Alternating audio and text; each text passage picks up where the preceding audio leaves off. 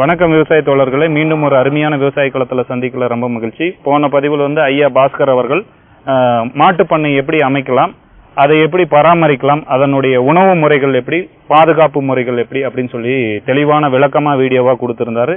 உங்களுக்கு தரப்புல இருந்து நிறைய சப்போர்ட் பண்ணியிருந்தீங்க, நிறைய கேள்விகள் கேட்கப்பட்டிருந்தன. இந்த வீடியோ பதிவு எதுக்குன்னு பாத்தீங்கன்னா, இனப்பெருக்கம் எப்படி பண்றது, நாட்டு மாட்டினுடைய லைவ் மேட்டிங் எப்படி பண்றாரு ஐயா, அந்த அதனுடைய விளக்கங்களும் அதனுடைய உணவு முறை அதனுடைய பராமரிப்பு முறையை பத்தி இன்னைக்கு பார்க்க இருக்கோம். இந்த வீடியோ பதிவுக்குள்ள போலாம் வாங்க. வணக்கம் ஐயா. வணக்கம். போன பதிவுல மாடு பண்ணை அமைப்பு முறை, அது மாடினுடைய பராமரிப்பு, நாட்டு மாடு வச்சு எப்படி பண்ணை அமைக்கலாம், அதை பத்தி வளர்க்கலாம், அது மட்டும் இல்லாமல் அதனுடைய நோய், அதனுடைய பாதுகாப்பு முறைகள் எல்லாமே விளக்கமா சொல்லியிருந்தீங்க. இந்த பதிவு எதுக்குன்னா, நீங்க என்ன நாட்டு மாடுகள் இனங்களை வச்சு லைவ் மேட்டிங் எப்படி பண்றீங்க, அதாவது இனப்பெருக்கம் என்ன இனங்கள்ல வச்சு நீங்க இனப்பெருக்கம் பண்றீங்க, என்ன பருவ காலம் அதுக்கு உகந்தது, அதை பத்தி கொஞ்சம் விளக்கமா எங்களுக்கு சொல்லுங்க ஐயா. இப்ப நாட்டு மாடு அப்படின்னாவே அதிகமா இருக்கு ஒரு இளங்கணம்.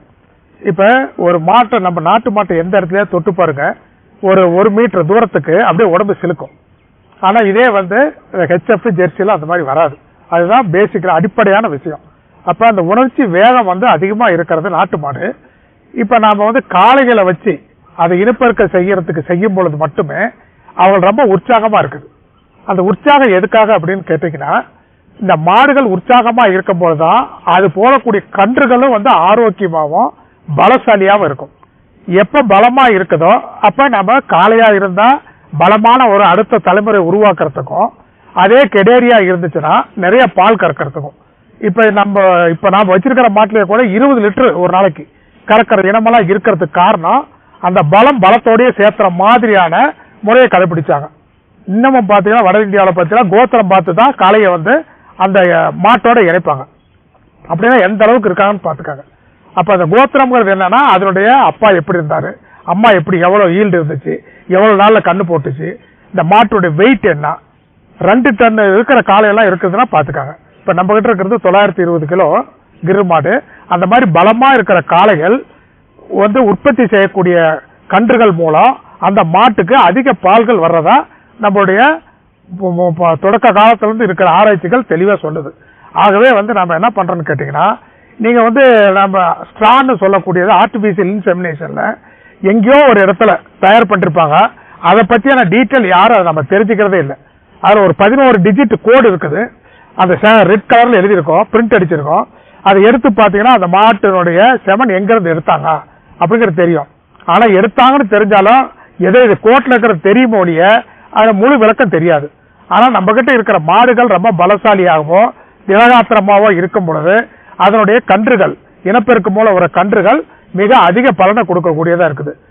எனவே என்ன பண்ணு கேட்டீங்கன்னா, அந்தந்த இனத்துக்கு நிறைய பேர் என்ன பண்ணுவாங்கன்னா, ஒரே காளையை வச்சுக்கிட்டு பல இனத்துக்கு சேர்த்துவாங்க.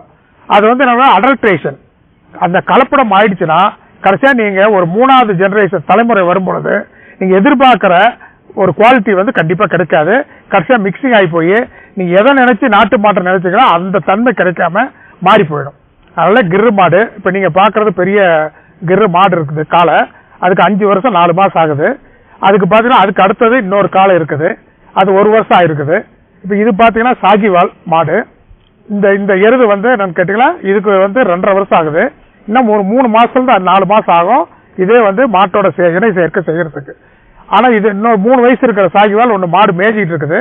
அது கூப்பிட்டா வரமாட்டேங்கிறதுனால நம்ம இந்த காளை கொண்டாந்துருக்கிறோம். அதே மாதிரி பாத்தீங்கன்னா ஓங்கோல் கண்ணுக்குட்டி, இது வெள்ளையா இருக்கிறது. இந்த மாதிரி நாம இப்ப இன்னைக்கு ஒரு மாடு வச்சிருக்கோம்னா அடுத்த மாட்டை எருதையும் ரெடி பண்ணிட்டே இருக்கணும். அப்பதான் அந்த பண்ணையில தீர்க்கமா வாழ்நாள் பூராவும் நமக்கு ஒரு காலை இருந்துகிட்டே இருந்தா ரொம்ப நல்லதா கிடைக்கும். என்னன்னு கேட்டீங்கன்னா, பருவம் வந்த ஒரு மாடு எங்க இருந்தாலும் ஒரு காலை கண்டுபிடிச்சிருங்க. உங்களுக்கு தெரியாது பருவம் வந்துச்சா இல்லையா, உங்களுக்கு தெரியாது.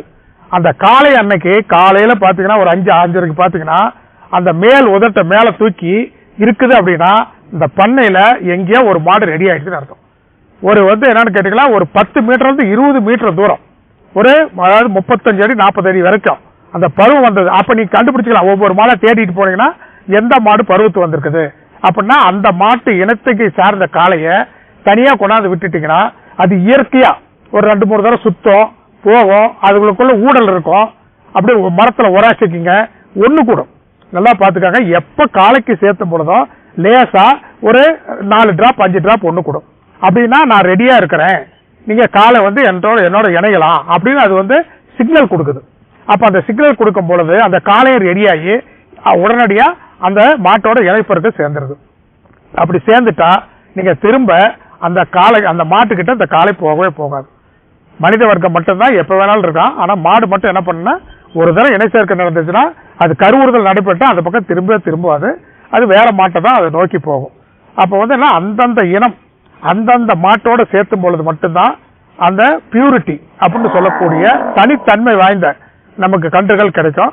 எக்காரத்தை கொண்டு ஒரு காலையை வச்சுக்கிட்டு வேறு இனத்தை ஒரு சாகிவால் அவட வந்து கிரு காலையை சேர்த்தலாம் அவசரம் அப்படின்னு செஞ்சீங்கன்னா இந்த அவசரங்கிறது எங்கேயோ போய் எல்லை மீறி ஒரு நாளைக்கு ஒரு ஒழுங்கினம் இல்லாத ஒரு தன்மை போயிடும். அதனால காலை வளர்த்துறது ஒன்றும் தப்பு இல்லை, மாடை விட ஈஸியான வேலை தான். ஆகவே நம்ம என்ன பண்ணலாம், காலையை வந்து அவங்கவுங்க ஒரு 10 மாட்டுக்கு மேல வச்சிருக்கிறவங்க ஒரு காலையை தயார் பண்ணலாம். இப்ப நம்ம மாடுகளை இனப்பெருக்க செய்யறோம் அப்படிங்கறத மாட்டை வச்சு தான் காலையை நம்ம பயன்படுத்த முடியும். 27 நாள் ஒரு தடவை வந்து பாத்தீங்கன்னா வந்து வரும். ஆனா சில பேர் என்ன பண்றாங்கன்னா 2.5 வயசுல இருந்து 3 வயசுக்குள்ள முதல் தரம் பருவத்துக்கு வரும் பொழுதே அந்த மாட்டை வந்து காலைக்கு வந்து சேர்த்துவாங்க, இனப்பெருக்கத்தை சேர்த்துவாங்க. ஆனா அது சரியான ஒரு அணுகுமுறை அல்ல.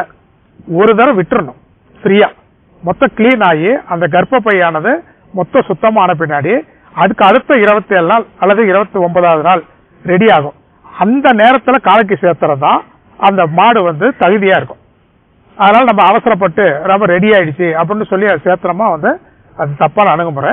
அதே மாதிரி நம்ம கிட்ட இருக்கிற மாடெல்லாம் பாத்தீங்கன்னா 11 இருந்து 14 தடவை வரைக்கும் கண்ணு போட்டிருக்குது. ஆனா அதிகபட்சம் இந்தியாவில் பொறுத்த வரைக்கும் 18 கண்ணு போட்ட மாடெல்லாம் இருக்குது. நம்ம 18 கண்ணு வரைக்கும் கொண்டு போக கூடாது, ஏன்னா மாடு எந்திரிக்காது. அதனால வேண்டி அதே மாதிரி பாத்தீங்கன்னா நம்ம வந்து 120 வெரைட்டி இருந்தாலும் தமிழ்நாட்டுக்குள்ள ஒரு 11 இனங்கள் மட்டும்தான் அதிகமா இருக்குது. 11 இனங்கள்ல ரொம்ப அதிக எண்ணிக்கையில இருக்கிறது ஃபர்ஸ்ட் கிர் இருக்குது. அதுக்கு அடுத்தது சாகிவால் இருக்குது. அதற்கு அடுத்ததா இருக்கிறது வந்து பாத்தீங்கன்னா நம்ம ஊருக்கே பெருமை சேர்க்கக்கூடிய ஜல்லிக்கட்டு புகழ் காங்கை மாடு இருக்குது. இந்த காங்கை மாட்டுக்கு அடுத்தபடியா காங்கிரஜ்ங்கிற மாடு, இந்த கொம்பு ரொம்ப பெருசா இருக்கும், சிவன் அது மேல வந்து பயணம் பண்ணுவாரு அப்படிலாம் சொல்லுவாங்க. அந்த மாதிரி காங்கிரஜ் மாடு இருக்குது. அதுக்கு அடுத்தது பாத்தீங்கன்னா ஓங்கோலை ஏன் அதிகமா வந்து நம்ம வந்து எடுத்துக்கிறது இல்லை அப்படின்னா அது இழுவைக்கானது உழவுக்கானதுனால பால் வேறையா ஒரு 3 லிட்டர் தான் கறக்கும். 2 வேலை சேர்த்தனா 3.5 லிட்டர் தான் கறக்கும். அதனால ஓங்கோல் ஒண்ணு இருக்குது. அதே மாதிரி கிரினுடைய ஒரு இனம் தான் ராத்தி, அந்த ராத்தியும் வச்சுக்கலாம். இப்படி பாத்தீங்கன்னா ஒரு 10 வெரைட்டிக்குள்ளதான் நம்ம தமிழ்நாட்டுக்குள்ள எங்க இருந்தாலும் இருக்கும். ஆனா இயல்பா அந்தந்த பகுதிக்கே இருக்கக்கூடிய மாடுகள் இருக்குது. உம்பளச்சேரி, சித்தூருக்கு பக்கத்துல காட்பாடி, சித்தூருக்கு பக்கத்துல இருக்கிற பொங்கனூர்னா பாத்தீங்கன்னா 2 அடி உயரம் தான் இருக்கும். மாடு காலை எல்லாமே அப்படித்தான் இருக்கும். கண்ணு பாத்தீங்கன்னா 30 சென்டிமீட்டர் தான் கண்ணு போடும். அது ஹைட்டே 30 சென்டிமீட்டர் தான் இருக்கும். அது மாதிரி பொங்கனூர் இருக்குது. அது ஏதாவது வந்து ஒரு அழகுக்காகவும், அது மாதிரி திருப்பதியில வந்து தேவஸ்தானத்துல அந்த பாலை வச்சுதான் பால் ஊத்துறாங்க. விவசாயம் அறிவோம், விவசாயம் செய்வோம், வருங்கால தலைமுறைக்கு உணவளிப்போம். வாழ்க விவசாயி, வளர்க விவசாயம்.